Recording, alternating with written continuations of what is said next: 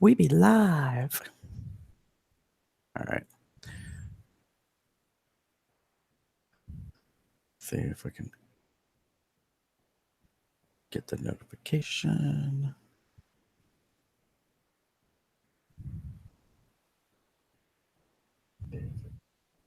Oh, gotta mute that.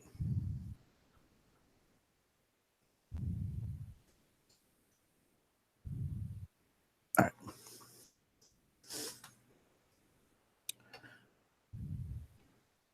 And let's begin. 10, 10, 10 across the board.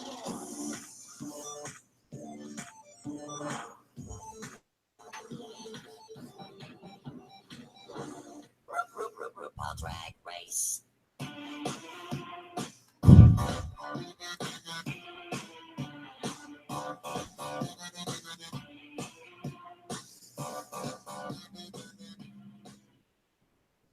Hey, kitty girls, it's June 18th. 2018. Welcome to It Comes Out Loud Drag Race T-Time, Season 10, Episode number 12. Because the fucking season ain't over yet. All right, so we're a dozen into it. With me tonight is my extra special guest host, Chester. And Damon is on sabbatical. He is actually currently packing his bags. He is getting ready to take a little vacay with his man. So he is not with us tonight, but we are with him in spirit because he is about to be flying out on a vacation. So I'm looking forward to hearing all the fun that he has while he's out on that.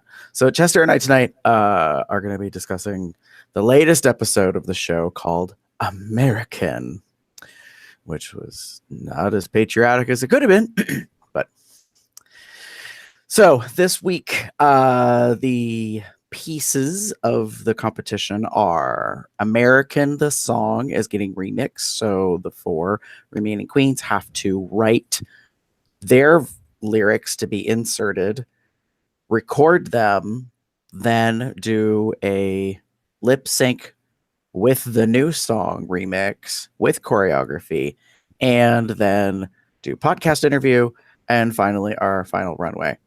So Todrick Hall makes a return, and he helps them with their recording sessions of the music. It appears they're totally on their own for the lyrics part, and I can't pronounce the name of the duo that's there that did the original song. It's like Kammersbeck. I think it's German.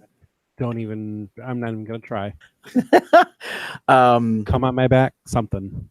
Well, and so there's that. Yeah. So there were like to me it was weird. It was like random pieces that kind of came together. Like, God are the days of apparently you're going to be a part of Rue's music video,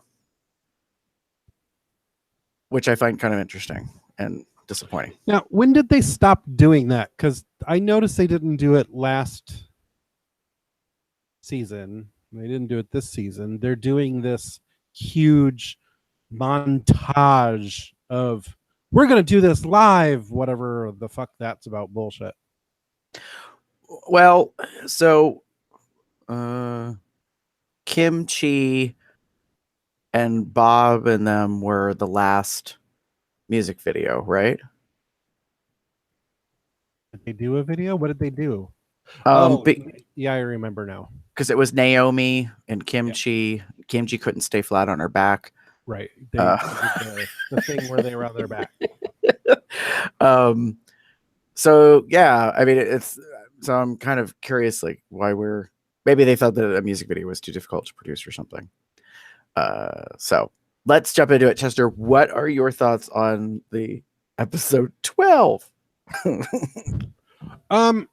So I thought everybody did a really good job overall. Like, their singing, I don't know how much of it was post-production, but listening to the final version of the song, I thought everybody did a really good job. Like nobody sounded off or terrible. Everybody sounded pretty decent. I enjoyed everybody's runway looks as well. So I could understand how it would have been difficult for Rue and the other judges to pick somebody who is in the bottom.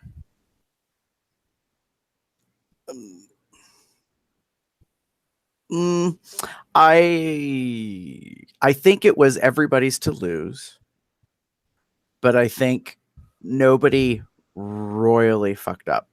Right. So I think perhaps World of Wonder and Root, you know what I mean? They kind of had this like, here's all the possibilities, like what could happen. So we get what we got, which is top four stays top four. One queen royally screws up, goes home. Two queens royally screw up, and we end up with a final two out of the blue. I mean, so I think they kind of prepare for multiple opportunities, or they already decided from the beginning, unless somebody really screwed pooch or whatever, right? It was going to be top four.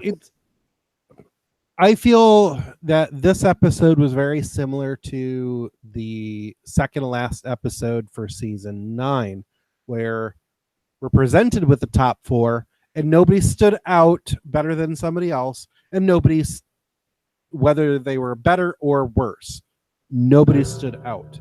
Now, unlike season 9, I feel that all of the top 4 in season 9 deserved to be there.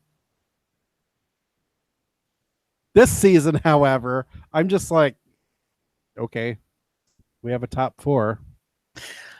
All right, so, well, my thoughts are 2 take the lead.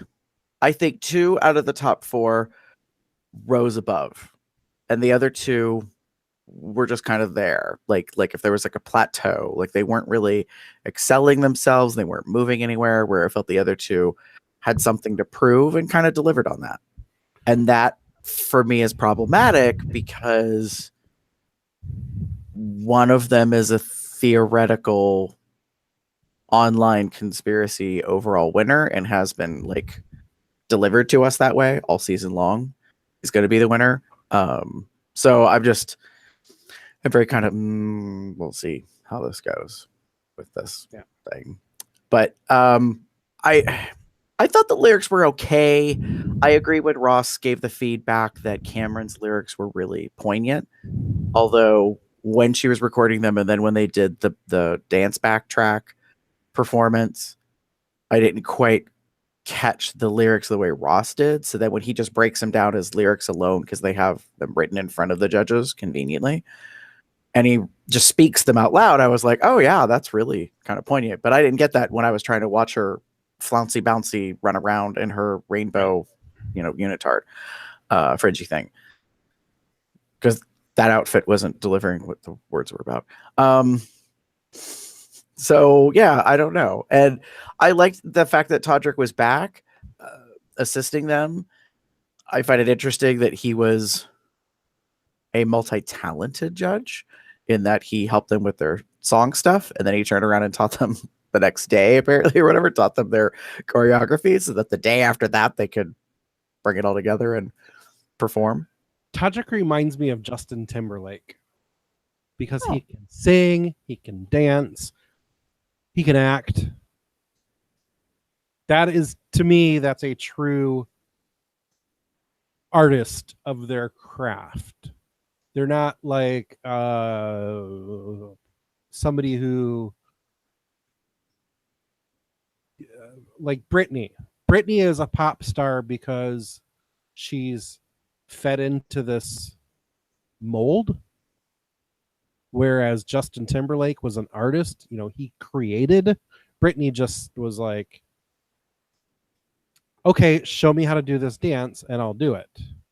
Show me how to be this thing in the video and I'll do it. Well, I think there's a difference between a creator and a just somebody who can deliver. Right. Because there is a distinct difference. Like, I will say this: I am no Britney Spears, like, so I do not have the musicality and the body movement and like all that stuff to deliver what I'm told to do, which is kind of what Todrick is asking the queens to do, Right. especially when it comes to the choreography. Todrick, on the other hand, using your like comparison example, is I think Todrick's kind of the whole package. Like, he can create it and deliver it, you know, create it for other people, help communicate that, teach it, a lot of that kind of stuff. So yeah, I would agree that I think it's fair that you're like, yeah, he's kind of like a Justin Timberlake, you know, that someone you might have initially presumed wasn't like had like that whole treasure chest full of goodies, but over the years he's really proven himself. I mean, he really wanted to be where he is today. Yeah, he worked his ass off to get there. Yeah, I mean, he deserves it. He even owns and admits. I mean, he worked for Disney for a brief time and got fired from them, because he was at, I think it was in Orlando, and he worked as one of the people for Beauty and the Beast, the live stage show or something. It's in a like on his YouTube stuff. If you go back and listen and watch, he makes references to things. So yeah, I mean, it was good to see him on there. Before we kind of move on, all right, so Glamour Runway, which I was very confused because I don't think this was really well described or given a category. So I don't even know if glamour is right.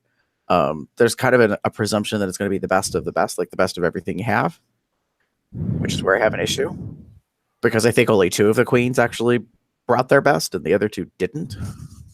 Right. And I might make enemies out of this and people can disagree with me all they want, but I am not a fan of one particular outfit, and that would be Asia O'Hara's. And here's why. When she talks about it, I got what she was communicating, and I can see how she's trying to deliver that in that dress. But I'm sorry, that dress looks more hand homemade than it does professionally made.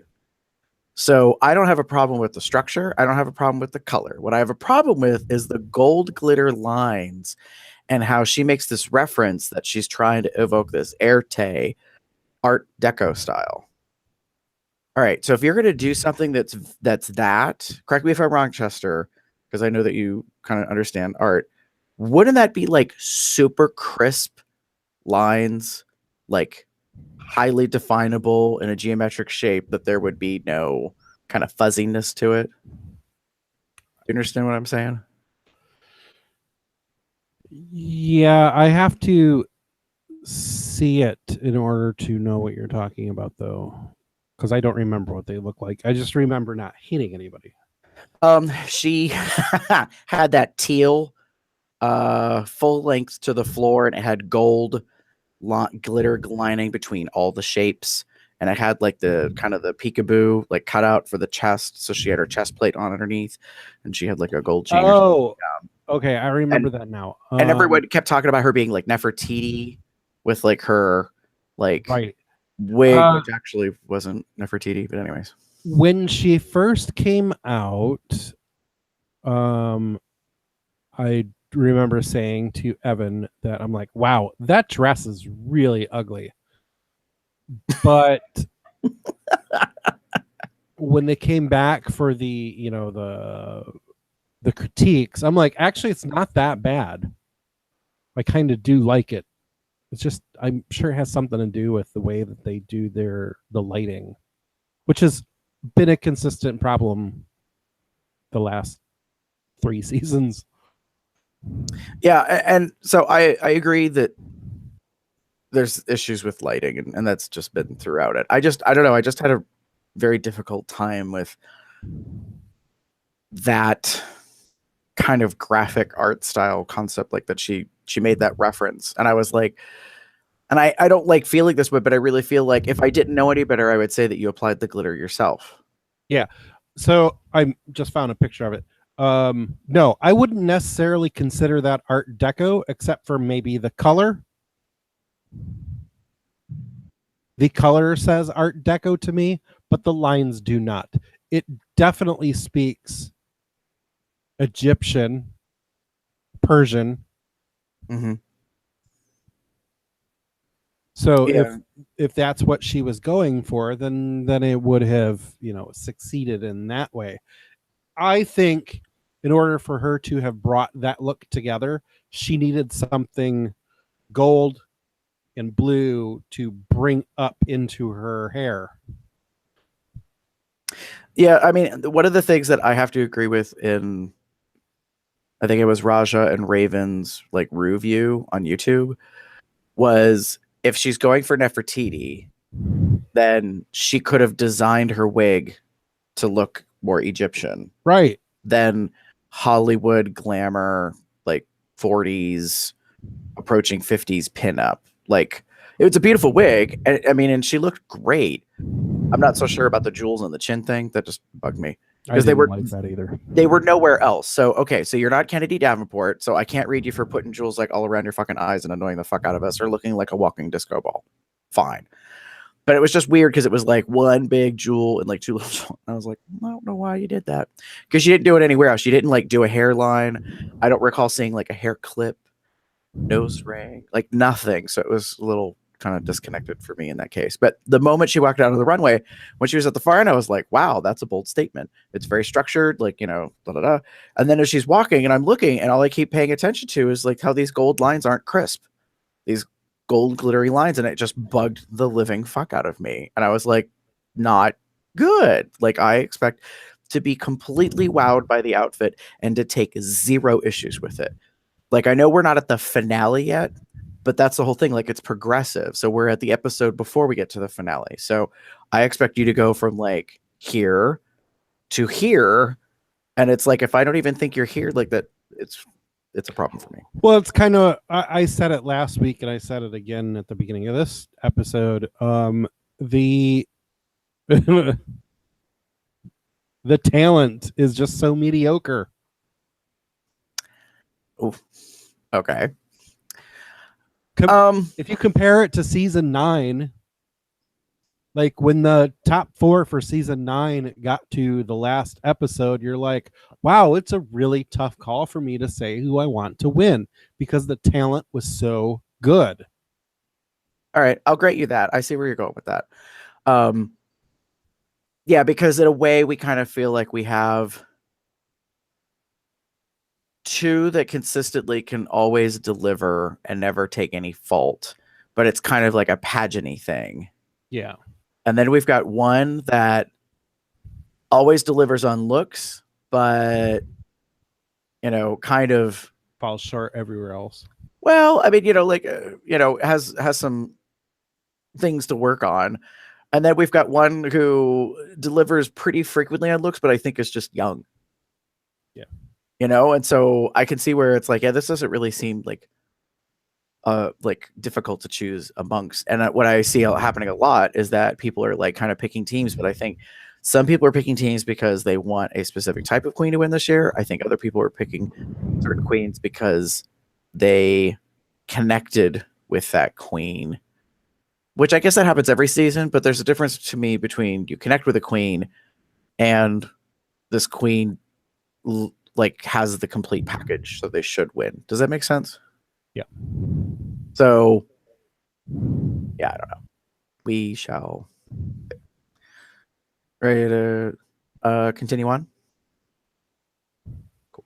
Girl, if you're not watching Untucked, you're only getting half the story. So yes. I only got half the story. I didn't watch Untucked. Okay. Well, really brief recap. All 4 girls are there. They're all, we're the top 4, blah, blah, blah, blah. There's an interesting moment where they're like, what do you think's going to happen at the end? You know, what if Rue says this? What if Rue says that? Blah, blah, blah. Cameron says she's not going to lip sync for her life. Like, she's not going to dance the house down, which is comical because the other girls are like, you mean you're not going to, like, rip that dress and, you know, put a split in? She's like, hell no. So then Aquaria does this cute little, like, spinning around, flaring out the bottom of her gown, showing how you could lip sync in a gown, which is hysterical because they call it playing the bongos. So all you do is kind of stand in place and you move your hands a lot like this. Yeah. Which I thought was funny. Cameron gets a video from home from her mom. So there's tears. She's kind of leaning back against Eureka on the couch. Eureka's kind of holding her a little bit. It's very tender. And surprise, surprise, surprise.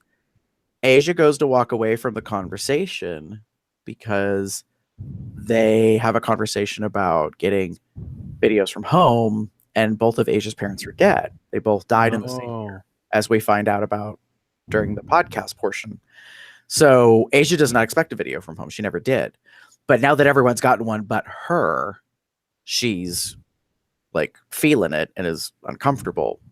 And I don't think it's right that moment, but Asia does get a video, and it's from one of her best friends. I think his name's Todd. He's kind of cute. He has like 6 days double, but he's a friend from back in Texas. It makes a reference to Chloe can't wait to see you. So I think Chloe is a pet or a dear like cousin, niece, something like that, because she's like, oh, but so Asia gets a video from home, so it's very nice. And that's kind of it. Like nothing else drastic happens. They do a kind of a shoddy call out to previous queens, like as they're getting ready to leave and go back to the stage. Some of the queens are referencing props that are around the area that are from previous queens that have already gone, but it's not all 10 that have already left. So that's why I think it's shoddy, because it's like, I think it was more impromptu. It was a little weird. So like that I don't know what the heck you call that thing. Monet exchanges like bomb thing, the underwater mine from the Mermaid Challenge, that big like spiky silver. Oh, I don't know what those are called. But that was there, and there was Miss Cracker's like hair hat and her ring of flowers. And then this was hysterical because hiding underneath hers, they went to move her stuff and they found 2 pieces of sponge from the infamous sponge dress. So there was like 2 little like wedge pieces like that were cut. And it was so funny. Asia's like, yeah, when she like throws them across the untucked space. It was quite funny to me. I was like, damn, they are just not down with that dress. But yeah, I mean, it was kind of it. I mean, it wasn't, in a way, it was one of those like, well, I guess we got some videos out of the way because we're at the end. And I don't want to skip this. Aquaria and Asia have a moment, and it's a good moment, but it's a very interesting, revealing one. So Aquaria thanks Asia on stage, and it's not shown in the actual show, it's shown in Untucked. She says in front of RuPaul that she thanks Asia for being like by her side throughout the course of the competition, and she's helped kind of like keep her head in perspective on some things. And Asia recognizes it Untucked and thanks her for saying that, that she decided to bring that up, because I don't think it was really elicited. So there's a discussion about that, and Aquaria actually gets emotional and moved by how Asia, interestingly, says, technically, I feel like I've already won the race, that my job is done here because I've done something good for another person, meaning how she's helped Aquaria grow, which I found very interesting. So, I mean, it's very much in line with the mother of all the drags of the season kind of storyline thing and how she cares for them. So that was another kind of big thing that happened. And then that was it. So then they go back to the stage. So for me, what I wrote was, I don't think you need your horn tooted. And this is a direct quote from Cameron to Aquaria. And she wasn't being shady, but it is kind of funny, because what she was trying to say is they were all basically doing this weird round robin complimenting each other. Like, I like this about you and blah, blah, blah. Like, you pulled it out after like you kind of had this down point and then you got your head back in the game. So they're kind of doing this thing. And that's when Cameron says this comment, I don't think you need your horn tooted, but because you already have a really good, like, positive sense of yourself, blah, blah, blah. And then she complimented her, but it cracked me up, because it was, in a way, I was like, yeah, I think all 4 of you kind of fit that perspective, meaning you don't need someone to really kind of be giving you all this feedback, so to speak, or fluffing you up in that case. So, and that was kind of it. For the last Untucked, it was very wah wah, and that was the end. Nobody broke down and cried. Well, I mean, there was Cameron cried because her mom was on video, and she quoted Cameron's mother quoted her deceased husband, Cameron's father, and Cameron had just been talking about that in the episode. And Asia points it out. She's like, "Oh my God, you just said that a couple minutes ago." So that was like very serendipitous, like do do do do do do do, like kind of thing. So of course she, kind of cries, and Aquaria cries because she's, bonded with Asia. Asia, I think, has a moment like nobody really boohoos or anything. Yeah, I don't know. It was interesting to say the least. I'm not trying to be negative about it, but I'm like, well, it could have been more, I guess. I don't know what, but something else. You ready to move on? Sure. Ladies, this is your last chance. Impress me and save yourself from elimination. Time has come. You lip sync for your life. Luck and don't fuck it up. All right, snaps and eye rolls. I'm gonna admit before we get into it, Chester, that I didn't have anything immediately jump to mind, so I had Neither to. did I. I had to really think about these. So, what did you ultimately come up with? Well, actually, my first snap, it wasn't so much that I had to like. I was thinking back when I was watching the episode, and I was like, "Oh, I could use that moment as a snap because it was something I was not prepared for." Cameron's vocals for the American track. Mm-hmm. I didn't realize Cameron could sing like that. He's actually got a very good singing voice. I mean, it's not great. I don't expect him to like put out an album, but I was not expecting him to be able to sing in the key that he did and hold it as well as he did. So snaps for that, and then I also have snaps for Cameron's pop and lock during the dance portion of their challenge. Mm-hmm. He had some serious hand movements going on, and they all looked really great and cohesive, and he had people coming in and out of his space, and he still continued to do that all while doing his hand movements the way he should be doing them. I agree with you. Now that you're talking about it, I do remember when I watched it on Thursday night, I was so impressed by how well Cameron delivered that, like the handography with the singing, and because it was very voguing, so to speak, but all that handwork around the face and the upper body at one point, if I recall correctly, like all the dancers kind of come in and surround. Yeah. And like, so there's very much like you have to have an awareness of space, like, and you have to know how to like stay within whatever your frame is and not get out of it or punch someone's eye or whatever. Right. Whereas Aquaria's dance was all about body, Cameron's was all about this area right around him, and I think he did a fantastic job. Now for my eye rolls, the whole show was themed around RuPaul's American song, and even she, when she came out there to describe what the challenge was, it was about, this is the song that I want to give back to, America, blah, blah, blah. It wasn't very American.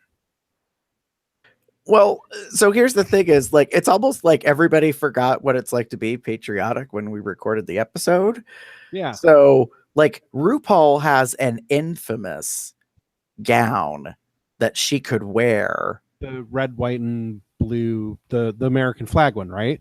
Well, no, well, I'm thinking of the Southern Pride one from the Tu Wong Fu movie where she plays Rachel Tension. I still think to this day that's like one of the best things ever.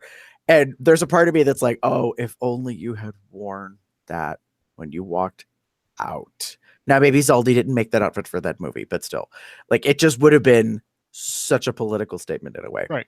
And crazy. But no, so instead she walks out of this like kind of black sequin number with like these purple, blue, pink flame things. I would have been happy if it were red, white, and blue. It didn't have to be stripes or a stars or a flag or anything like that. Just Right. red, white, and blue, or red and blue, and her infamous blonde wig. Right. Yeah, and it was funny because I paid attention this time, and I was like, "Ooh, she got big hair, big, big hair this time." And I realized that her hair was so big it was as wide as her shoulders. And I was like, "All right, Delta." Like, I realized you like a big helmet of hair, but it was quite a comical because I was like, "That blonde hit wig is as wide as RuPaul's shoulders are." Like, and maybe it has been in the past. It just stood out to me this time. So, I hear what you're saying that it wasn't very American, and it's not like a diss against like patriotism, but it's a little weird. It's like that's a decision that you made. I could see where some people might criticize about the whole like, are you registered to vote? Oh, I did think it was cute though how Todrick responded to that when Rue was like, Todrick, are you registered? And he was like, racism. He was like, what the fuck? Like he basically called out the black card on a black person. It was like, really? Right.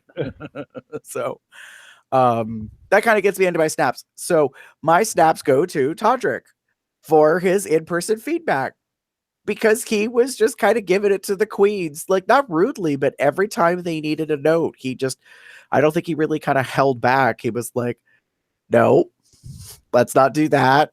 Can't sing that pitch. My favorites are, this is your key. Don't do that again. Like, I mean, he worked, some of it was mostly with Asia, but it cracked me up to no end where he was just like, and the first one to go was Aquaria. And of course, because of the edit, we think she does a shitty job and she's delusional because she leaves the stage and she's like, Todrick and I love my song. And I'm like, well, that's not what they showed. Right.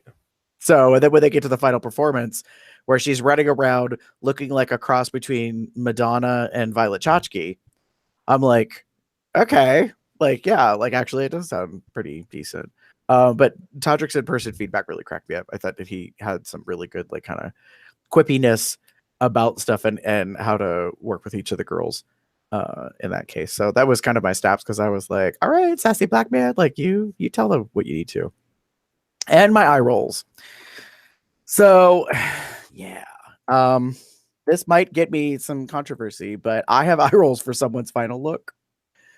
I didn't care for it when they walked out on stage. I was not happy about it. I'm still not happy about it. And then a comment was made in a video that I watched, and it made perfect sense that this outfit should have been done somewhere else in the season. Okay. So my eye rolls are for the final look of Miss Eureka. Yeah. I did not care for this outfit. I didn't think it was bad. I didn't think it should have been the last fucking dress you put on for the season, though. That's for damn sure. And that's why I'm like, yeah, this deserves an eye roll. Like the Fascinator dictionary thing with the light bulb, the voiceover that it was Edison. And then what cracks me up is these memes online about how it was actually a Greek philosopher that coined the term, not Thomas Edison. I'm like, she's just being read for this. And it was very plain. And so Raja and Raven said this comment and it cemented it together for me. They were like, that should have been your walk-in outfit. When you walked into the workroom, you're making a statement about who you are. That would have been a look to give because it is your name, how you pronounce it. On the backside is the definition. You know what I mean? Like, so I was actually very disappointed by that. And that's why I have to give eye rolls to it because now it makes me concerned for whatever the hell she pulled for the finale. I mean, I imagine she pulled something out really well, but I was not a fan of that. Yeah, no. And also it didn't hit the floor right. And I think she wore black shoes instead of white shoes. I mean, it was just we're so used to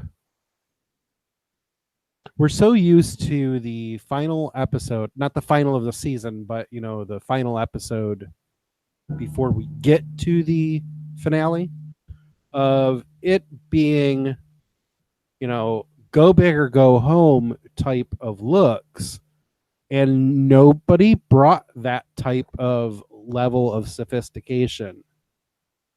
We are, every single season it is, you better look the best you've ever looked. And this is the stuff that we were given. Why I keep repeating that it's a mediocre Final Four. I don't know if I would say that it's mediocre. I think it's just not giving us the pizzazz, like the spectacle of things. So this will go back to my first comment, which was that 2 took the lead. I think Cameron and Aquaria rose to the occasion. I think that they delivered and surprised and excelled in ways. I don't know if I would say that Aquaria's singing and lyric stuff was out of this world, but it did slightly surprise me. Her choreography stuff was all right. I didn't care for her final like that performance number outfit. Actually, I don't think I cared for any of their performance number outfits now that I think about it for the like American sing-along thing. Asia's look like a like showgirl got torn apart by jealous girls backstage. It was weird. I didn't care for the feather thing. Eureka's disappointed me heavily. I was like, oh, and yet again another unitard with fringy stuff and your hair pulled back. Like, I don't know what I was expecting, but I was just like, well, it kind of looks like a lot of other stuff. Cameron's, again, it kind of looked like a pride outfit that she pulled out because she needed something, and I wasn't really super excited about it. So then when they get to the final looks on the runway, I'm sorry, as much as I hate this design in dresses that keeps coming back again, Aquaria's looked really good. And what I don't like is that weird crisscross shit across your Putin Like, I don't understand, like, that whole area is cut out. So you actually kind of make what looks sort of like chaps, but it's a gown bottom with a flare. I don't understand where this is coming from, but it's a thing now because it's not the first time we've seen it, but she actually has like the straps, and I'm like, okay. But I thought the gown looked really beautiful. I like the placement of all the jewels to make the stars. So for me, that part of it worked really well. And while I didn't care for the dangly, like, star things that look like her bottom eyelids were pierced, it was all right, you know. But I mean, I think she just really delivered a really classy, well constructed, thought out final look. I thought Cameron did the same thing. Cameron really wowed me when she walked out, and I was like, whoa. I was like, okay, so you kind of look like purple taffy / cotton candy, like that's bejeweled, and you've really kind of delivered on that. And I've already talked about my issues with Asia's final outfit, and yeah, Eureka. I was like, no, girl, like, it's not awful. It's just not at the level that I thought it would be. So, and part of me wonders if it's because we've gotten to the end of the season, because I know the girls can only bring so much, and they have to figure out what to pack, and they only have so many outfits. So yes, they probably all don't have like an extra 6 things to choose from when they get to the 12th week of the competition, but still, I was like, I don't know. So there's that. Ready to get to cooldowns? Yes. With the last topic? All right. Gentlemen, start your engines and may the best woman win. All right, so it's last call. And it's really last call because this Thursday, in just a couple of nights from when we're recording, is going to be the reunion show, which apparently there's drama already ensuing, which I think is kind of a mislead on the edit. I don't think it's that big of a deal between Cracker and Asia, because Cracker says you hurt my feelings, but Cracker hadn't seen, when the reunion recorded, she hadn't seen this episode of 12 where Asia already says on camera that she feels bad about what she said about Cracker. Like, so I'm like, I think that's kind of a nothing. And yeah, I don't know. Yeah, Miss Vanjie's there, and everybody's like already either excited or over it, one or the other.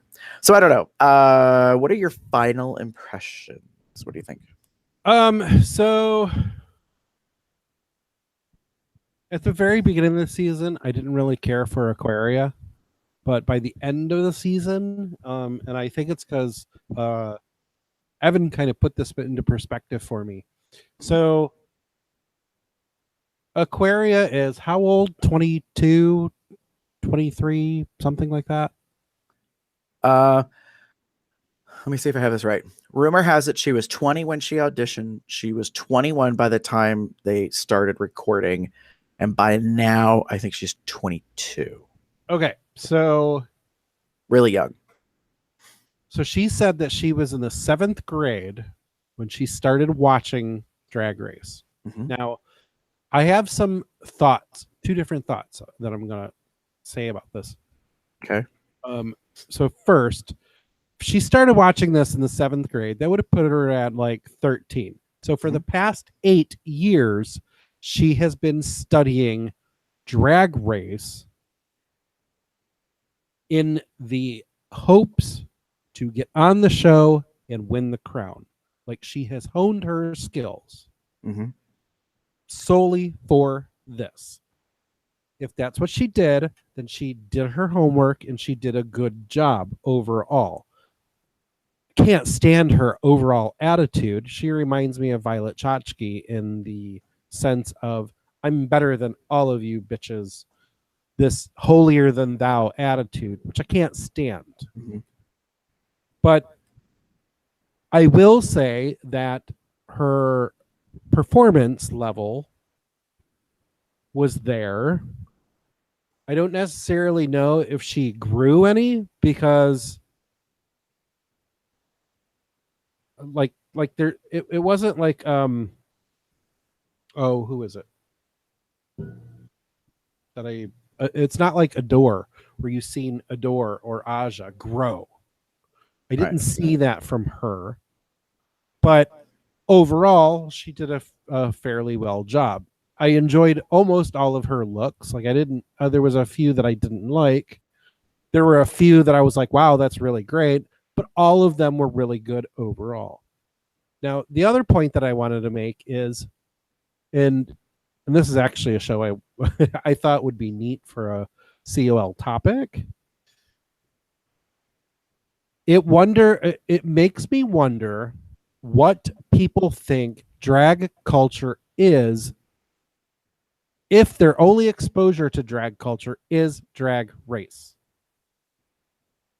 Like, do they not realize that their own hometown has queens that are worthy to go see and pay for their shows and go and tip them and support them in their own community? Because I have seen enough drag shows, local drag shows. Unfortunately, none in Columbus, which I'm kind of kicking myself for that now, knowing who's going to be on season 11.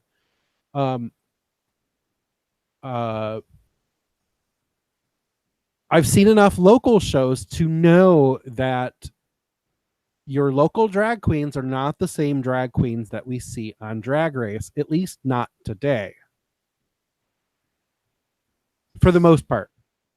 Well, like the one thing that I've referenced, Lady Bunny does a really good like long form interview. I think it's about half an hour. It's on YouTube, where she talks about the difference between Drag Race and drag queens. Like, queens that get onto Drag Race as a Rue girl are not the same thing as drag queens in general. And it's not she's not being shady. She's just like, that is a competition. Like, and there's a whole other aspect to that. And I mean, and it's an industry in and of itself, but there's a machine. And then she's like, and then you just can go to, most bars in most cities and see a local person that's performing with what level of talent that they have, doing what they can. Right. And I think my first iteration of this happening was when Bob the Drag Queen came out on season 8, and he's like, I have studied the show from front to back. I am here to win, and I know what it takes. And it wasn't until then that I realized, oh, so if this is your, and this isn't to say that these queens that come on Drag Race specifically, like that's their goal. That isn't to say that they're not good drag queens in their community, because I don't know. I have seen Bob the Drag Queen in person, but I haven't seen him as a local queen. I've seen him as a Rue queen. Same thing with Aquaria. Aquaria will always be a Rue queen to me and will never be local.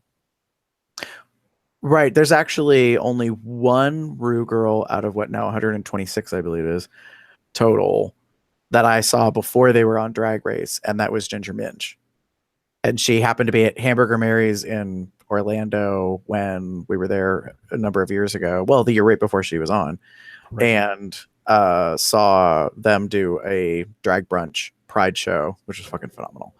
So yeah, I mean, it's one of those things like I get what you mean, like, yeah, to see a queen and then to see them on there and see them after is a whole journey. But if all you ever know is them being on the show, then that's all they'll ever be. Like, you won't know them outside of that context.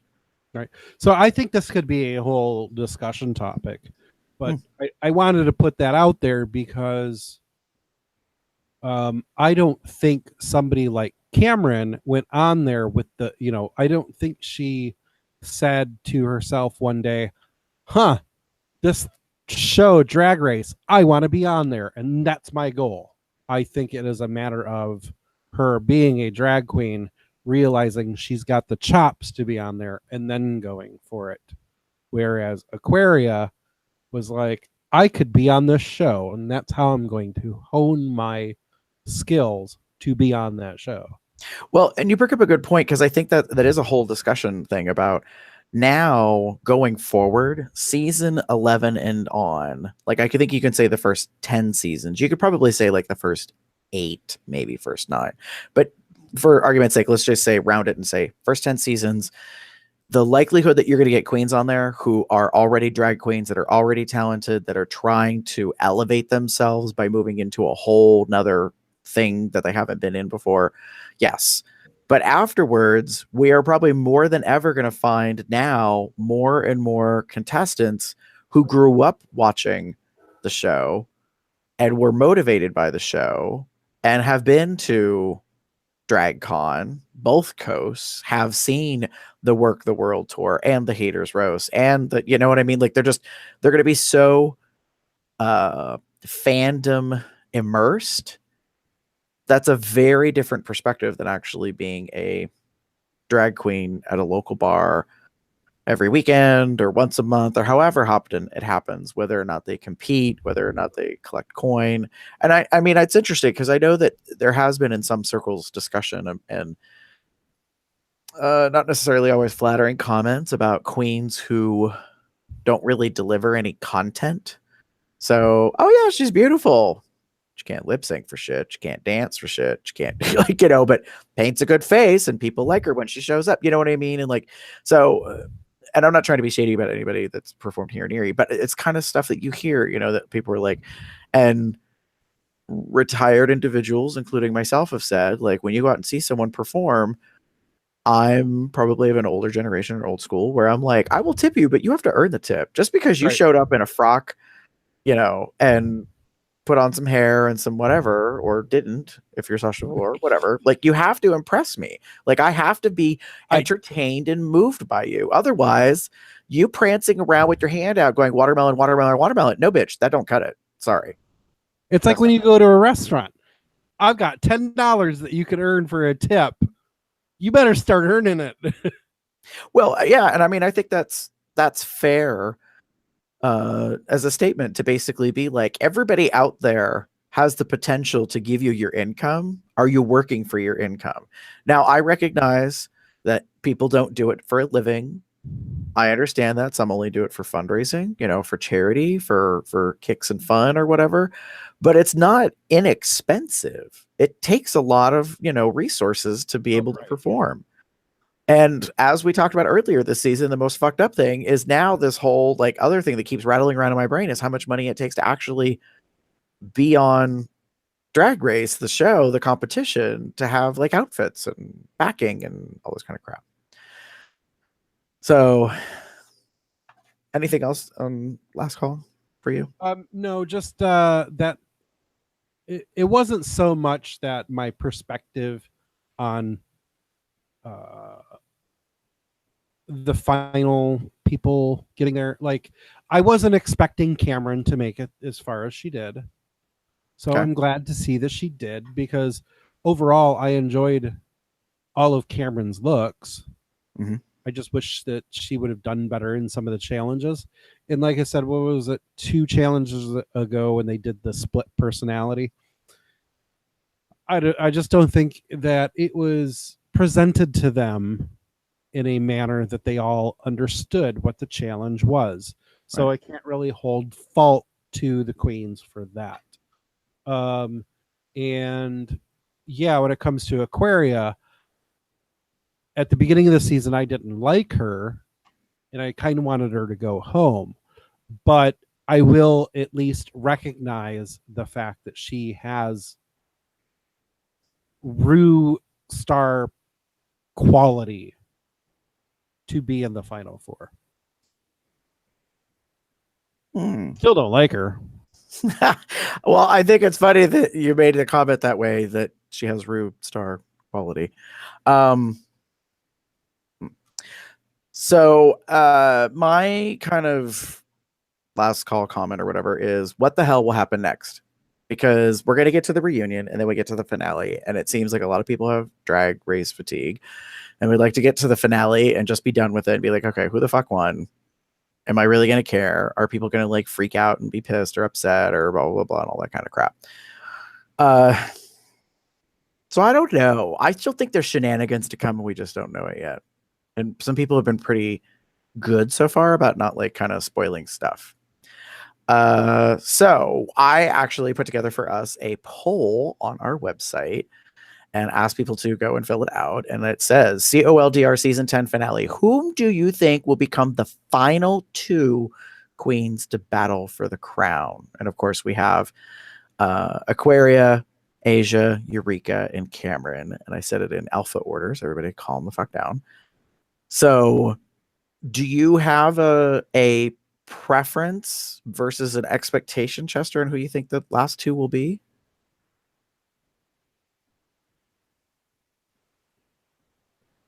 My preference would be for Cameron and Asia. Okay. I believe that that's who I would like to see in the final 2. Mm-hmm. It would help to know how they were going to get there, because if we get a redo of season 9 where it's a face-off in, a ladder face-off, we already know that Cameron can kill it in a lip sync. So if that's how we're going to be presented, I'm going to say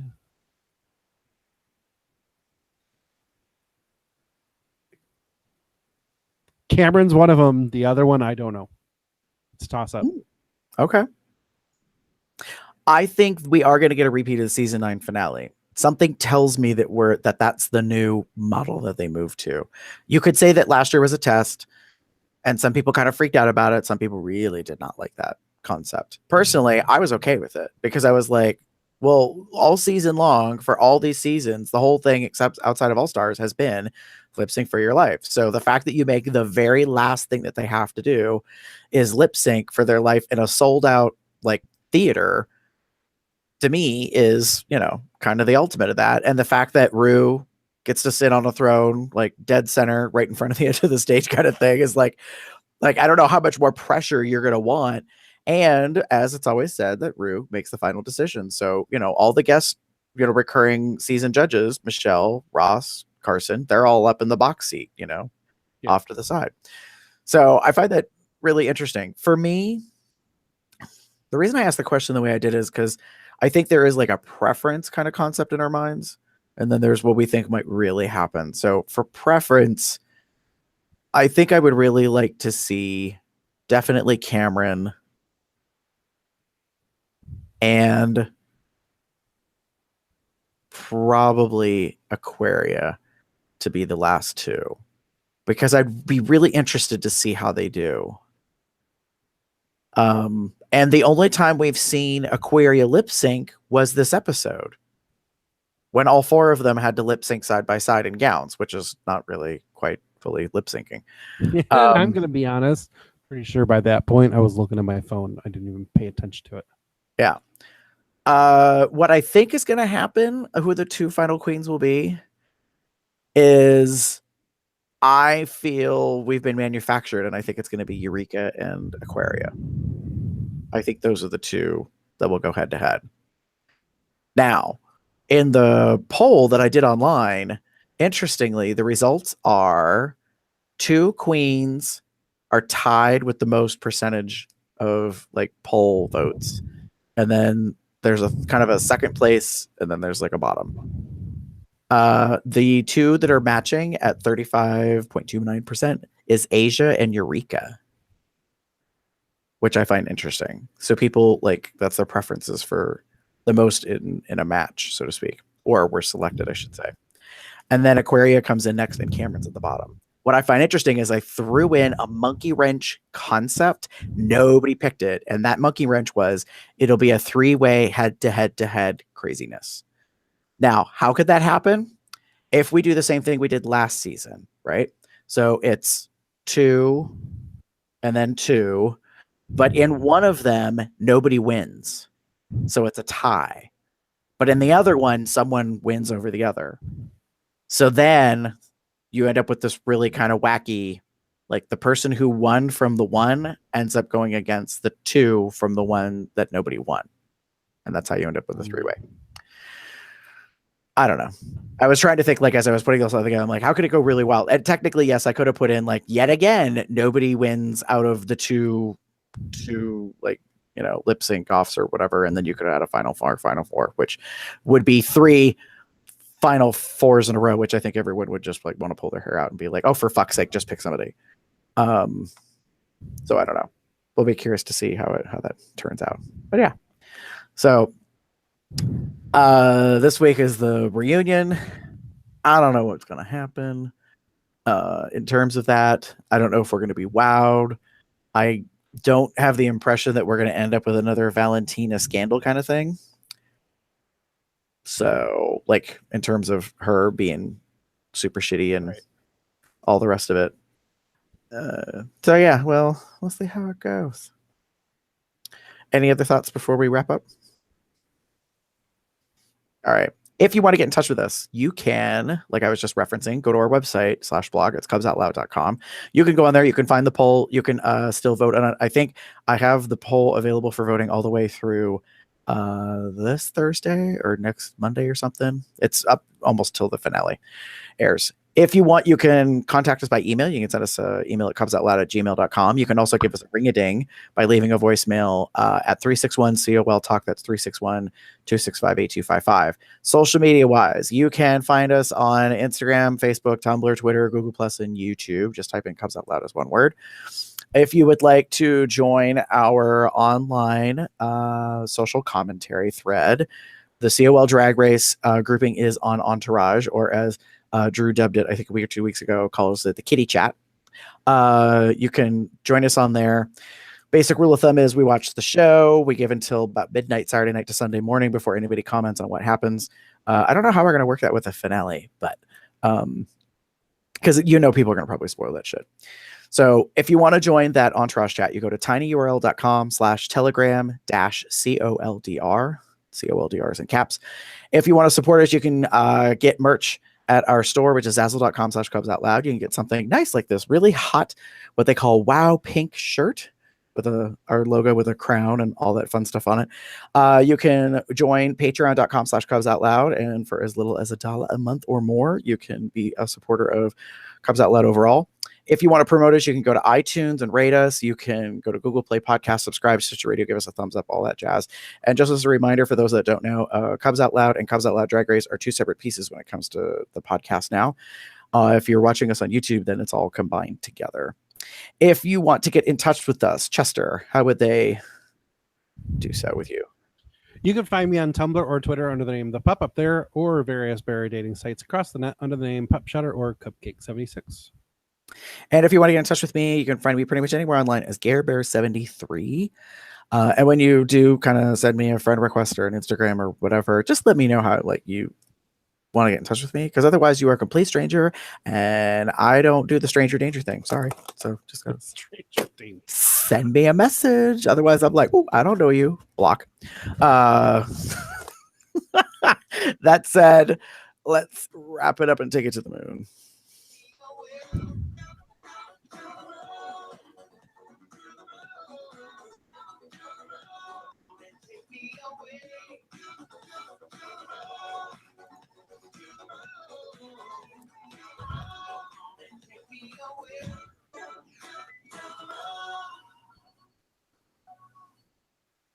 everybody.